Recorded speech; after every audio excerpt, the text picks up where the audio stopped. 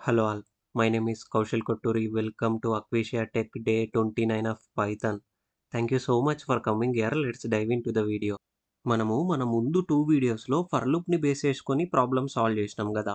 వచ్చే 2 వీడియోస్‌లో వైల్ లూప్‌ని బేస్ చేసుకొని ప్రాబ్లమ్ సాల్వ్ చేద్దాం. ఆ ప్రాబ్లమ్స్ ఏంటో జూసే ముందు నేను మీకొక డివిజన్ గురించి చెప్పాలా. ఫర్ ఎగ్జాంపుల్ 253 ఉంది. ఈ నంబర్‌ని నేనేం చేస్తా? 10 తోని డివైడ్ చేస్తా. ఫస్ట్ ఏంటి 10 2 జా 20 కదా! సో, 25 - 20 ఎంత? 5. నెక్స్ట్ ఏం చేస్తా? ఈ 3ని ఇక్కడికి తీసుకొస్తా. రైట్? 10 5 జా 50 కదా! సో, 50. 53 - 50 ఎంత? 3. మనకు రిమైండర్ ఏమొచ్చింది? 250తో 253ని 10 తోని డివైడ్ చేస్తే 3 అనేది రిమైండర్ వచ్చింది. Next coefficient ఎంతొచ్చింది? 25 కదా! సో, మళ్ళీ ఏం చేస్తా అంటే ఈ కోఎఫిషియంట్‌ని వచ్చిన కోఎఫిషియంట్ ఏదైతే ఉందో దాన్ని డివిడెండ్‌గా మార్చేస్తా. ఫస్ట్ డివిడెండ్ ఏంటి? 253. నెక్స్ట్ డివిడెండ్ ఏంటి? 25 వచ్చింది కదా! నెక్స్ట్ మళ్ళీ దీన్ని 10 తోని డివైడ్ చేస్తా. 10 తోని డివైడ్ చేస్తే ఏంటి? 10 2 జా 20. సో, నాకు రిమైండర్ ఏమొచ్చింది ఇప్పుడు? 5 అని వచ్చింది. రైట్? ఆ తర్వాత వచ్చిన డివిడెండ్‌ని, వచ్చిన కోఎఫిషియంట్‌ని డివిడెండ్‌గా మారుస్తా. మన కోఎఫిషియంట్ ఏమొచ్చింది? 2 కదా! సో, దీన్ని డివిడెండ్‌గా మారుస్తా. మార్చేస్తే ఏంటి? మళ్ళీ 10 తోని డివైడ్ చేస్తా. మార్చేసి 10 తోని డివైడ్ చేస్తున్నా. 10 2 ఉంది. పోతదా? పోదు. సో, ఏం రాస్తాం? 10 జీరోసా 0. సో, మళ్ళీ కోఎఫిషియంట్ ఎంతొచ్చింది? ఇప్పుడు 0 వచ్చింది. రిమైండర్ ఎంతొచ్చింది? 2 వచ్చింది. కదా! రైట్? ఎప్పుడైతే మనకు కోఎఫిషియంట్ 0 అయిపోయిందో, మళ్ళీ దీన్ని డివైడ్ చేయాల్సిన అవసరం లేదనమాట. 0 దగ్గర ఆగిపోవాలి. ఇదెందుకు చెప్పినాననుకుంటుర్రా? నేనిప్పుడు ప్రాబ్లమ్ స్టేట్‌మెంట్ చెప్తా. ఆ ప్రాబ్లమ్ స్టేట్‌మెంట్ చెప్తే మీకు అర్థమైపోతది. ప్రాబ్లమ్ స్టేట్‌మెంట్ చెప్పే ముందు మీరిక్కడ ఏం అబ్జర్వ్ చేస్తుర్రు? ఈ నంబర్ ఉంది గదా! ఈ నంబర్‌లో ఏ నంబర్స్ అయితే ఉన్నాయో వాటిని నేను ఇక్కడి నుంచి మొదలుపెట్టి ఇక్కడి వరకు ఒక్కొక్కటిగా ఎక్స్ట్రాక్ట్ చేసిన చూడండి. ఫస్ట్ 3 ఉండే. ఫస్ట్ 3ని ఎక్స్ట్రాక్ట్ చేసిన రిమైండర్ లాగా. నెక్స్ట్ 5 ఉంది గదా! So, reminder ఎంతొచ్చింది? 5 వచ్చింది. నెక్స్ట్ 2 ఉంది గదా! రిమైండర్ ఎంతొచ్చింది? 2 వచ్చింది. అంటే నేనేం చేయగలిగిన? ఒక్కొక్క నంబర్‌ని ఇలా డివైడ్ చేస్తే నాకేమొస్తుంది? రిమైండర్‌ని ఎక్స్ట్రాక్ట్ చేస్తూ వచ్చిన. ఇప్పుడు ప్రాబ్లమ్ స్టేట్మెంట్ ఏంటంటే యూజర్ దగ్గర నుంచి ఒక నంబర్‌ని తీసుకోవాలి. నంబర్ తీసుకొని అందులో ఉన్న డిజిట్స్ సమ్ ఎంతనో ఫైండ్ ఔట్ చేయాలనమాట. For example user 253 ఇచ్చిండనుకోండి. ఈ నంబర్‌లో ఉన్న డిజిట్స్ యొక్క సమ్ ఎంతనో ఫైండ్ ఔట్ చేయాలి. 2 ప్లస్ ఫస్ట్ ఏంటి 3 నుంచి స్టార్ట్ చేద్దాం. 3 ప్లస్ 5 ప్లస్ 2 ఎంత? 3, 5, 8, 8 ప్లస్ 2 10 గదా! సో, దీన్ని అవుట్‌పుట్ లాగా ప్రింట్ చేయాలి. సో, మనం రాసే ప్రోగ్రామ్‌కి ఈ కాన్సెప్ట్ యూజ్ అయితది కాబట్టి ఇది మీకు చెప్పిన. ఒక్కసారి మనం అప్రోచ్ డిస్కస్ చేస్తే మీకు అర్థమైపోతది. ఆ అప్రోచ్‌లో ఈ కాన్సెప్ట్ యూజ్ అయితది. అందుకోసం చెప్పిన. ఒకసారి అప్రోచ్ చూద్దాం. అప్రోచ్ ఏంటంటే మనం యూజర్ దగ్గర నుంచి ఫస్ట్ ఇన్‌పుట్ తీసుకోవాలి గదా! సో, దానికోసం నేనేం చేస్తున్నా, ఈ ఇన్‌పుట్ ఆఫ్ అనే ఫంక్షన్ వాడుతున్నా. వచ్చే ఇన్‌పుట్ ఎలా వస్తది? స్ట్రింగ్ లాగా వస్తది గదా! సో, దాన్ని ఇంటిజర్ లాగా టైప్ కాస్ట్ చేసేసి ఈఎన్ అనే వేరియబుల్‌లో స్టోర్ చేస్తున్నా. ఈ లైన్ ఎగ్జిక్యూట్ కాంగానే మనం ఏం చేయొచ్చు? యూజర్ దగ్గర నుంచి ఇన్‌పుట్ తీసుకోవచ్చు. ఫర్ ఎగ్జాంపుల్ యూజర్ మనకు 253ని ఇన్‌పుట్ లాగా ఇచ్చిండు. రైట్? ఇప్పటి వరకు వీటి మధ్యలో మనం ఏమైనా సమ్ కాలిక్యులేట్ చేసినామా? కాలిక్యులేట్ చేయలే. అంటే ఇప్పుడేంటి? Some is equals to 0. అంటే ఇప్పటివరకు నేనేం కాలిక్యులేట్ చేయలే. బట్ లేటర్‌గా కాలిక్యులేట్ చేస్తా. కాలిక్యులేట్ చేసిన దాన్ని గుర్తుపెట్టుకోవాలి గదా! గుర్తుపెట్టుకోవాలంటే మనం ఏం జేయాలా? ఆ నంబర్‌ని ఒక దగ్గర స్టోర్ చేయాల. స్టోర్ చేయడానికి నేనేం చేస్తున్నా? ఈ టోటల్ సమ్ అనే వేరియబుల్ క్రియేట్ చేస్తున్నాననమాట. లేటర్‌గా సమ్ పెర్ఫార్మ్ చేస్తాం గదా! పెర్ఫార్మ్ చేసిన దాన్ని గుర్తుపెట్టుకోవాల. గుర్తుపెట్టుకోవాలంటే మనకేం గావాలా? ఒక వేరియబుల్ గావాల. ఆ వేరియబుల్ పేరేంటి? Total sum is equals to నేను ఇప్పటిదాకా ఏమన్నా చేసినా వీటి మధ్య సమ్ ఏం చేయలే గదా! సో, 0 అని రాస్తా. రైట్? ఆ తర్వాత ఏంటి? ఇక్కడ మీరు చూడండి. వచ్చిన నంబర్‌ని మనం ఏం చేస్తున్నాం? ఫస్ట్ నంబర్ ఎక్స్ట్రాక్ట్ చేస్తున్నాం ఫస్ట్. దానికోసం మనం ఏం చేస్తున్నాం? ఈ 10 తోని మాడ్యులో చేస్తే నాకేమొస్తది? ఫస్ట్ నంబర్ ఒస్తది. 253 మాడ్యులో 10 అని రాస్తే మనకేమొస్తది? 253ని 10 తోని డివైడ్ చేసినప్పుడు రిమైండర్ ఏదొస్తదో అదొస్తది. రిమైండర్ ఏమొచ్చింది? 3 వచ్చింది. సో, ఫస్ట్ నంబర్ ఎక్స్ట్రాక్ట్ చేసినాం. ఆ తర్వాత నెక్స్ట్ ఏం చేసినాం మళ్ళీ సెకండ్ నంబర్‌ని ఎక్స్ట్రాక్ట్ చేయడానికి ఈ కోఎఫిషియంట్‌ని మళ్ళీ 10 తోని డివైడ్ చేస్తున్నాం. రైట్? 25 మాడ్యులో 10 అని రాస్తున్నా. సో, నాకప్పుడు ఏమొస్తుంది? 2 వస్తుంది. సారీ 5 వస్తుంది. 25 మాడ్యులో 10 చేస్తే 5 వస్తది కదా! రిమైండర్. సో, 5 వస్తుంది. ఈ సెకండ్ నంబర్‌ని ఎక్స్ట్రాక్ట్ చేయగలను. మళ్ళీ ఏం చేస్తున్నాం? వచ్చిన కోఎఫిషియంట్‌ని మళ్ళీ 10 తోని డివైడ్ చేస్తున్నాం. డివైడ్ చేస్తే మళ్ళీ రిమైండర్ ఏమొచ్చింది 2. 2 అంటే ఏంటి? ఈ లాస్ట్ నంబర్. సో, మనం ఇక్కడ ఏం చేస్తున్నాం? రిపీటెడ్‌గా సేమ్ టాస్క్‌ని పర్ఫార్మ్ చేస్తున్నాం గదా! 10 తోని డివైడ్ చేస్తున్నాం. మళ్ళీ 10 రిమైండర్ చేస్తున్నాం. 10 తోని డివైడ్ చేస్తున్నాం. వచ్చిన రిమైండర్‌ని కలుపుతున్నాం. 10 తోని డివైడ్ చేస్తున్నాం. వచ్చిన రిమైండర్‌ని కలుపుతున్నాం కదా! సో, ఇక్కడ చూడండి. సో, రిపీటెడ్‌గా ఇదే టాస్క్‌ని పర్ఫార్మ్ చేస్తున్నాం కాబట్టి మనకేం కావాలి? లూప్ కావాలి. సో, దానికోసం నేనేం చేస్తున్నా? వైల్ లూప్ రాస్తున్నా. వైల్ లూప్‌లో ఇక్కడ కండిషన్ ఇయ్యాలి గదా! ఇద్దాం. బట్ ఇక్కడ పారాంథసిస్ పెట్టి మీరు కాలన్ పెట్టండి. రైట్? మనం ఫస్ట్ ఏం చేస్తున్నాం? రిమైండర్ కాలిక్యులేట్ చేస్తున్నాం. రిమైండర్ కాలిక్యులేట్ చేస్తే మనకేమొస్తది? ఫస్ట్ డిజిట్ వస్తది గదా! సో, ఇక్కడ చూడండి. n మాడ్యులో ఇచ్చిన నంబర్ ఏదైతే ఉందో దాన్ని 10 తోని మాడ్యులో చేస్తే నీకు రిమైండర్ వస్తది. సో, ఈ రిమైండర్ అంటే ఏంటి? నాకు ఈ డిజిట్స్ అన్నమాట. ఫస్ట్ ఈ డిజిట్ వచ్చింది. వచ్చింది గదా! వచ్చిన దాన్ని మనం ఏం చేయాలి? టోటల్ సమ్‌కి అప్డేట్ చేయాలన్నమాట. ఇప్పటి వరకు 0 నేనేం కాలిక్యులేట్ చేయలే. బట్ ఇప్పుడు ఫస్ట్ నంబర్‌ని రీడ్ చేసినా అప్పుడు నా సమ్ము మారిపోయింది. ఇప్పుడు 3 అని చెప్తామన్నమాట. ఎలా చెప్పొచ్చు? టోటల్ సమ్ ప్లస్ ఇప్పుడు వచ్చిన రిమైండర్. రైట్? వచ్చిన రిమైండర్ ఎంత? 3. ఈ రెమ్ అనే వేరియబుల్‌లో స్టోర్ అయిపోయింది గదా! సో, ఇప్పుడు టోటల్ సమ్ ఎంతుండే? ఇప్పటివరకు 0 ఉండే. వచ్చిన రిమైండర్ ఎంతుంది? 3 ఉంది. సో, ఇప్పుడేమైంది? 3 అయింది. 3 అయింది గదా! అంటే నా టోటల్ సమ్ అనేది మారిపోయింది అని చెప్పాలన్నమాట. సో, ఇప్పుడేం చేస్తాం మనం? Total sum is equals to 3. 3 ఎక్కడ స్టోర్ అయితది? ఎలా కాలిక్యులేట్ చేసినాం మనము? ఇలా కాలిక్యులేట్ చేసినాం. సో, నేను ఎలా అసైన్ చేసేస్తా? Total sum is equals to total sum plus reminder. ఇప్పటి వరకున్న సమ్‌ని, రిమైండర్‌ని కలిపితే ఒక నంబర్ వస్తది. ఆ నంబర్‌తోని మళ్ళీ టోటల్ సమ్‌ని అప్డేట్ చెయ్యి అని చెప్తున్నామనమాట. క్లియర్? ఫస్ట్ రిమైండర్ ఎంతుంది? 3 వచ్చింది. First total some ఎంతుండే? 0 అయింది. 3 గదా! ఇప్పుడు నా టోటల్ సమ్ మారిపోయింది అని చెప్తున్నామనమాట. Right? Total sum is equals to total sum plus 3. ఇప్పటి వరకున్న టోటల్ సమ్‌ని, ఈ రిమైండర్‌ని కలుపు. వచ్చే నంబర్ ఏదైతే ఉంటదో అదే నా కొత్త టోటల్ సమ్ అని చెప్తున్నాననమాట. రైట్? ఆ తర్వాత ఏంటి? మనము ఇక్కడ చూడండి రిమైండర్. ఈ నంబర్‌ని ఎక్స్ట్రాక్ట్ చేసేసినాం. నెక్స్ట్ నంబర్‌ని ఎక్స్ట్రాక్ట్ చేయాలంటే మనం ఏం చేయాలి? ఈ డివైడ్‌ని అంటే ఈ డివిడెండ్‌ని 10 తోని డివైడ్ చేస్తున్నాం. చేస్తే మనకేంటి? ఒక కోఎఫిషియంట్ వస్తుంది. ఈ కోఎఫిషియంట్ నెక్స్ట్ ఇటరేషన్‌లో ఏమైతుంది? డివిడెండ్‌గా మారిపోతుంది. రైట్? మళ్ళీ చూడండి. ఈ డివిడెండ్‌ని 10 తోని డివైడ్ చేస్తున్నాం. కోఎఫిషియంట్ వస్తుంది. ఈ కోఎఫిషియంట్ నెక్స్ట్ ఇటరేషన్‌లో డివిడెండ్‌గా మారుతుంది కదా! ఫస్ట్ 25 కోఎఫిషియంట్ ఉండే. నెక్స్ట్ ఇటరేషన్‌లో ఏమైంది? 25 అనేది డివిడెండ్ అయింది. నెక్స్ట్ ఫస్ట్ ఏముండే? కోఎఫిషియంట్ 2 ఉండే. నెక్స్ట్ ఇటరేషన్‌లో డివిడెండ్‌గా మారిపోయింది. రైట్? అంటే మనం ఏంటి? ఫస్ట్ n వాల్యూ 253 ఉండే. నెక్స్ట్ ఏమైంది? n వాల్యూ 25 అయింది. ఆ తర్వాత నెక్స్ట్ ఇటరేషన్‌లో ఏమైంది? 2 అయింది. ఆ తర్వాత ఈ కోఎఫిషియంట్ అనేది ఎలా మారింది? 0గా మారింది. అంటే నెక్స్ట్ ఇటరేషన్‌లో ఏం కావాలి? డివిడెండ్‌గా మారాలి. బట్ మనం ఏం చేసినాం?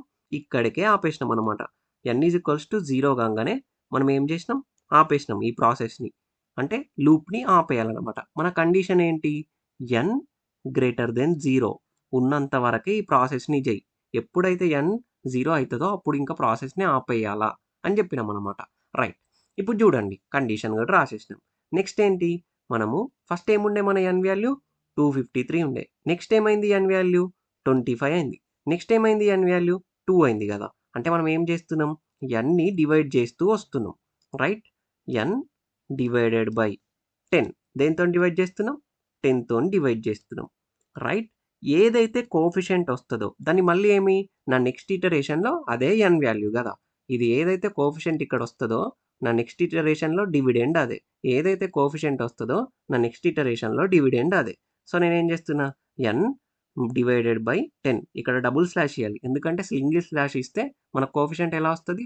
ఫ్లోట్ లాగా వస్తది గదా! సో, అందుకే ఏం చేసినా డబుల్ స్లాష్ ఇచ్చిన. వచ్చే కోఎఫిషియంట్ ఏంటి? నాకు నెక్స్ట్ ఇటరేషన్‌లో డివిడెండ్ అదే గదా! సో, డివిడెండ్‌ని మనం ఎక్కడ స్టోర్ చేస్తున్నాం? ఈ n అనే వేరియబుల్‌లో స్టోర్ చేస్తున్నాం. దానికోసం నేను ఇక్కడ ఏమని రాసిస్తా? n n డివైడెడ్ బై 10 అని రాసేస్తున్నా. రైట్? అయిపోయింది. ఇవన్నీ ఇటరేషన్‌లు అయిపోతాయి. ఫస్ట్ ఒకసారి ట్రేస్ ఔట్ చేసి చూద్దాం. ట్రేస్ ఔట్ అంటే చూడండి. ఫస్ట్ 253 ఇచ్చిండని అనుకుందాం. 253 ఇస్తే నాకు 253 గ్రేటర్ దెన్ 0నా? అవును. 253 అనేది ఆబ్వియస్‌లీ గ్రేటర్ దెన్ 0 గదా! నేను ఇక్కడ కిందికి స్క్రోల్ చేస్తున్నా. రైట్. 253 అనేది గ్రేటర్ దెన్ 0. సో, నెక్స్ట్ మనం ఎక్కడికొస్తాం? కండిషన్ ట్రూ కాబట్టి లోపలికొస్తాం. లోపలికొచ్చిన తర్వాత రిమైండర్. ఈజ్ ఈక్వల్స్ టు ఏమనుంది n మాడ్యులో 10 అంటే 253 మాడ్యులో 10 అంటే మనకేమొస్తుంది reminder is equals to 3 right. Reminder వచ్చిన తర్వాత ఏంటి టోటల్ సమ్ని అప్డేట్ చేయాలి. Total sum is equals to total sum plus reminder అని ఉంది కదా. ప్రజెంట్ టోటల్ సమ్ ఎంత ఉంది 0 కదా. సో 0 ప్లస్ రిమైండర్ ఎంత 3 అంటే ఇప్పుడు టోటల్ సమ్ ఎంత అయింది 3 అయింది ఫస్ట్ ఇటరేషన్లో. ఆ తర్వాత ఏంది n divided by 10.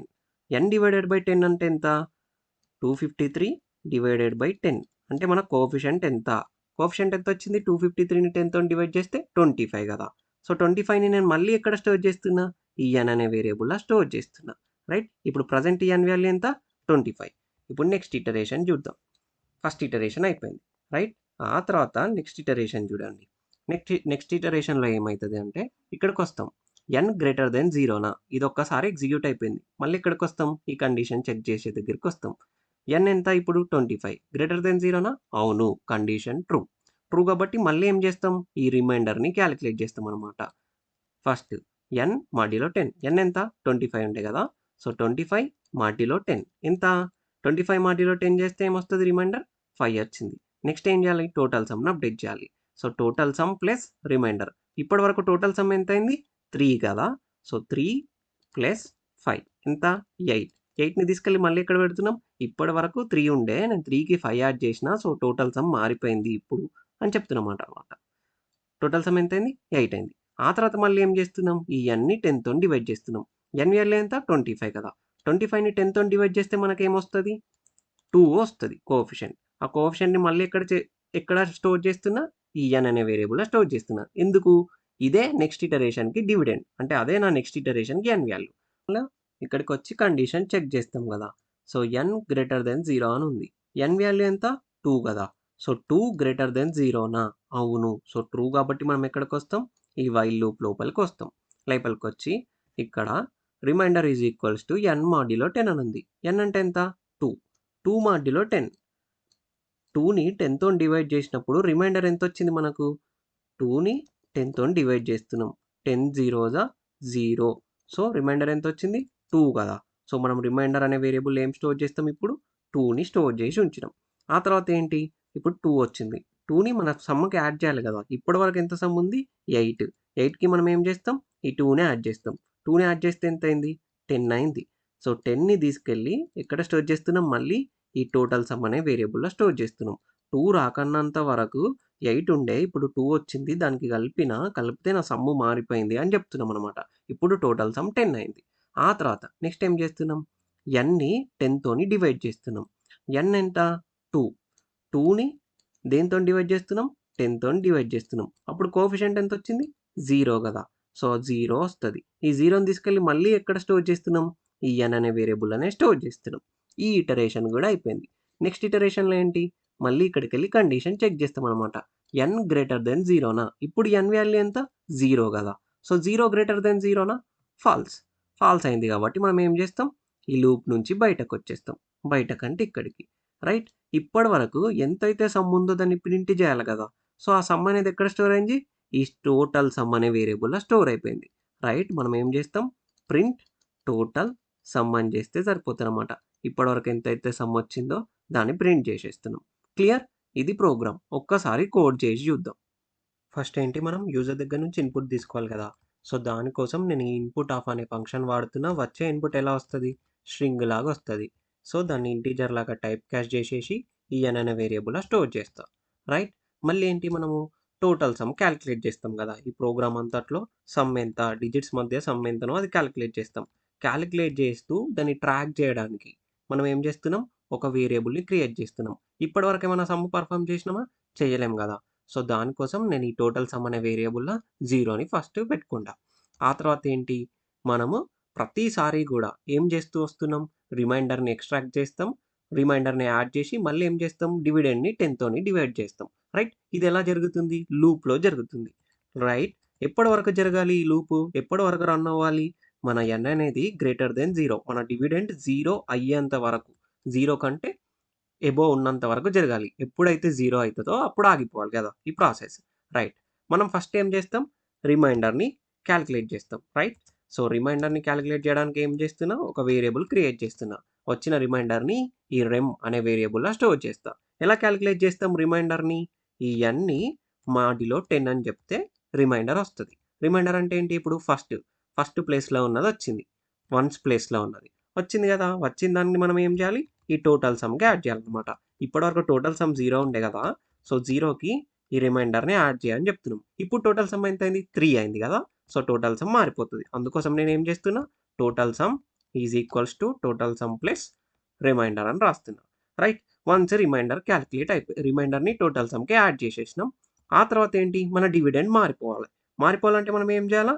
n divided by 10 ఏదైతే కోఎఫిషియంట్ వస్తదో n ని 10 తోని డివైడ్ చేసినప్పుడు నెక్స్ట్ ఇటరేషన్‌కి నా డివిడెండ్ అదే అని చెప్తున్నాం. అంటే ఏంటి? నెక్స్ట్ ఇటరేషన్‌కి డివిడెండ్ అదే. మన డివిడెండ్ ఎక్కడ స్టోర్ అయింది? ఈ nలో స్టోర్ అయింది కదా! సో, nని మార్చేస్తున్నాననమాట. నెక్స్ట్ డివిడెండ్ ఏమైతది?